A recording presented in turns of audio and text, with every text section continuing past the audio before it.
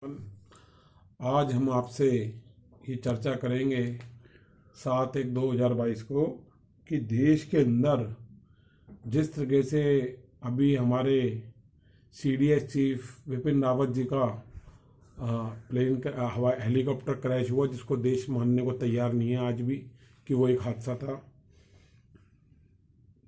जिस तरह पंजाब के अंदर बात सामने आई है कि पंजाब से पाकिस्तान के बॉर्डर से 10 किलोमीटर दूर जहाँ उनकी एक सभा होनी थी, और जिस तरीके से वहाँ पे सुरक्षा में चूक हुई है, बहुत ही निंदनीय और गंभीर विषय है देश के लिए।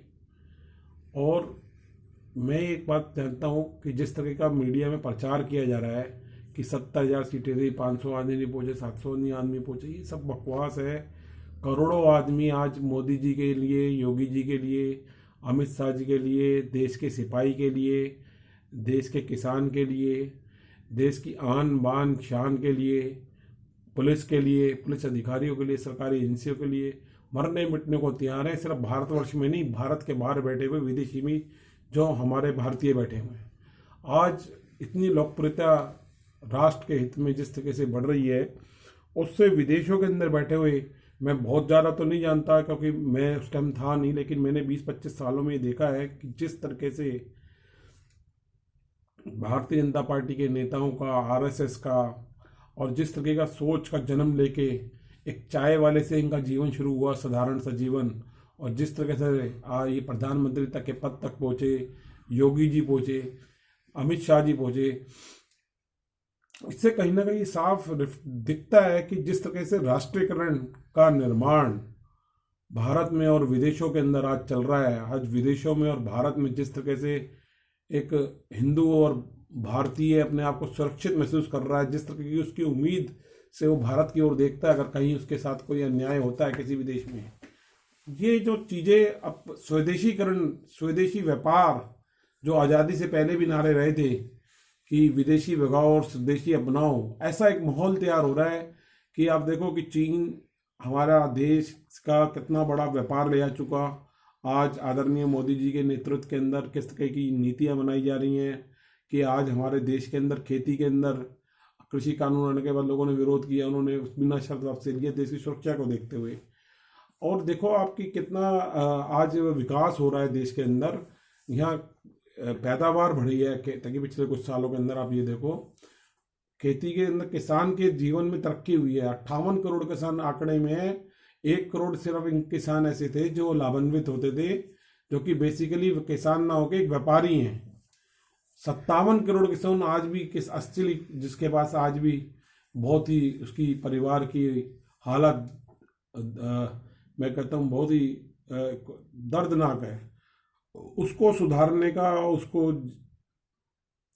विकसित करने का प्रयास मोदी जी के नेतृत्व में, योगी जी के नेतृत्व में एक ऐसी विचारधारा देश में जन्म ले रही है जिसके अंदर एक बहुत तरक्की से देश का हर वर्ग कर रहा है।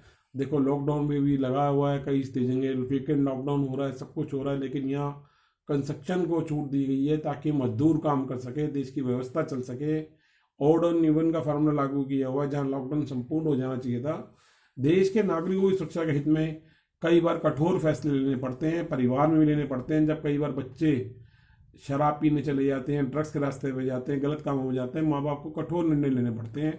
इस तरीके से एक परिवार की तरह काम कर रहे हैं, लेकिन देश विरोधी ताकतें हमारे देश के विकास और विकसित जो हमारा देश बनने जा रहा है, एक शक्तिशाली देश के पास शक्ति होनी जरूरी है, जिसके से हमारी सैन्य शक्ति बढ़ रही है। हम लोग जहाँ हथियार खरीदते थे विदेशों से, अरबों खरबों रुपया जाता था, आज हम उन विदेशों को हथियार बेच रहे हैं। तो इससे जो लोग हैं ना बुखलाए हुए हैं बहुत बुरी तरीके से अंतर्राष्ट्रीय स्तर के ऊपर। विदेशी ताकतें, जैसे ईस्ट इंडिया कंपनी का उदाहरण था कि जब वो आई, व्यापार के सारे यहाँ का सारा पैसा लूटा, फिर उन्होंने यहाँ की संस्कृति पे वार किया, यहाँ की महिलाओं की इज्जतें लूटी, यहीं के लोगों को बंधन डालिए, यहीं के लोगों से काम करवाया, भाई को भाई से लड़वाया।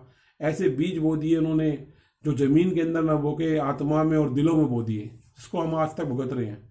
आज आप ये देखो कि अंग्रेजों ने जब मजबूर हो गए देश करोड़ों लोगों, लाखों लोगों की कुर्बानी के बाद जब गए, तो उन्होंने आज हमारे देश के अंदर भाईचारे के अंदर एक बीज बो दिया।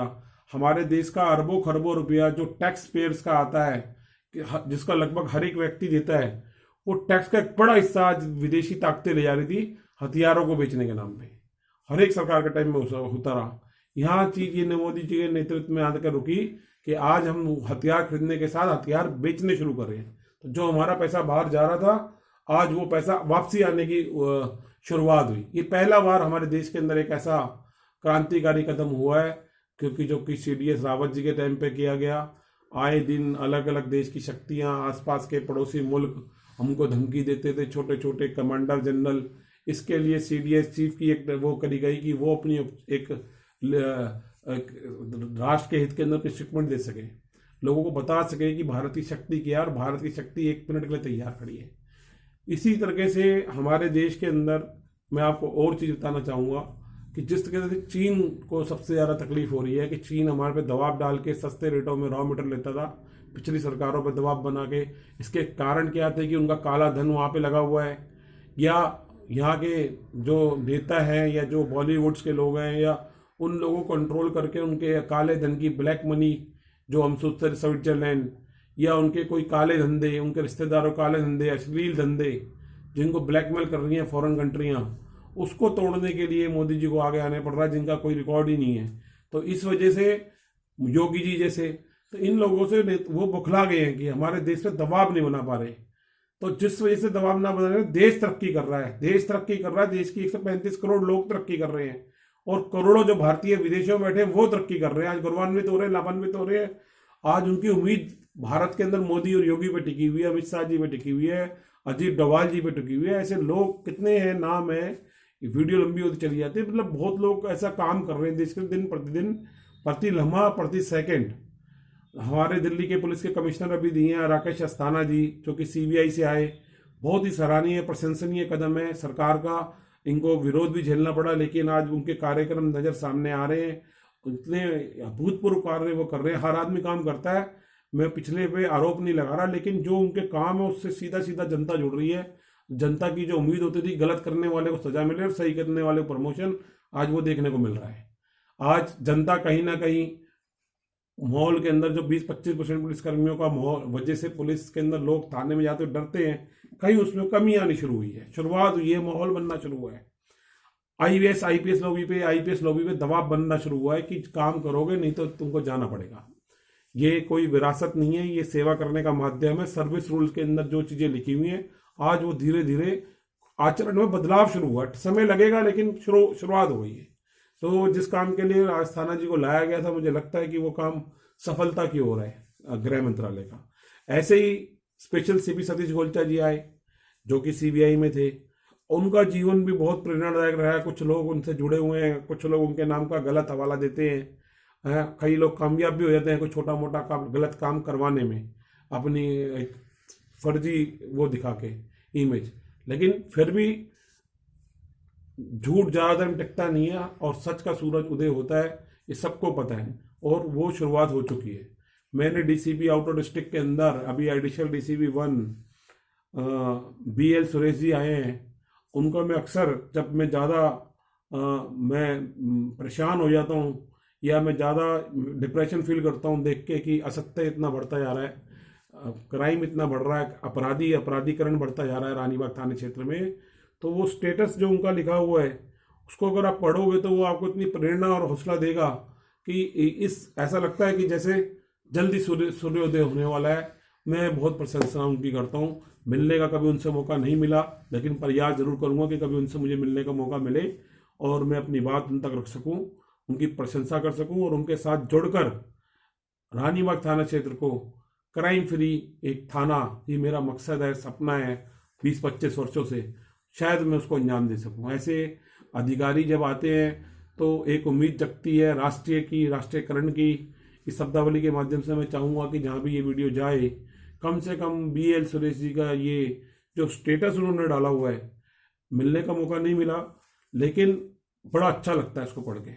ऐसे अधिकारी मैं समझता हूँ कि आने चाहिए दिल्ली पुलिस के अंदर। ये मोटिवेशन हमारे पुलिस कमिश्नर आदरणीय श्री राकेश अस्थाना जी के आने के बाद देखने को कई जगह मिल रहा है। कई और IPS ऐसे नज़र आ रहे हैं।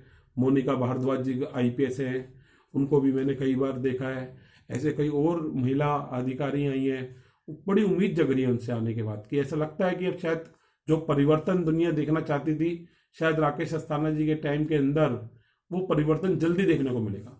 जनता में जो विश्वास की जो छवि दिल्ली पुलिस की खराब हो रही थी, जो कि करोड़ों लाखों लोगों के बलिदान पे है, उनके परिवारों का सहयोग रहता है दिल्ली पुलिस के अधिकारियों का, वो शायद आज देखने को मिल रहा है कि वो बदलाव आ रहा है। अब मैं बताऊंगा सर, मेन मुद्दे पे आपको आता हूं कि भारत के अंदर मोदी जी के, योगी जी के, अमित शाह जी के, अजीत डोभाल जी के, नितिन गडकरी जी के, इनके प्रयासों से एक लंबी टीम है ये, कई और लोगों में से हैं जिनके बारे में मैं ज़्यादा बता नहीं पा सकता, लेकिन इन कई लोगों के प्रयासों से आज देश के अंदर 50 लाख करोड़ की परियोजनाएं, एक्सप्रेस हाईवे बनने जा रहे हैं, जिनके ऊपर आप हवाई जहाज, रडार उतार सकते हो, जिससे विदेशों की सांसें रुकी हुई हैं, जिससे हमारे देश के अंदर अरबों खरबों रुपए का, मैं इतने शब्द ही नहीं जानता कि कितना पैसा बच जाएगा लाखों करोड़ के अंदर साल का।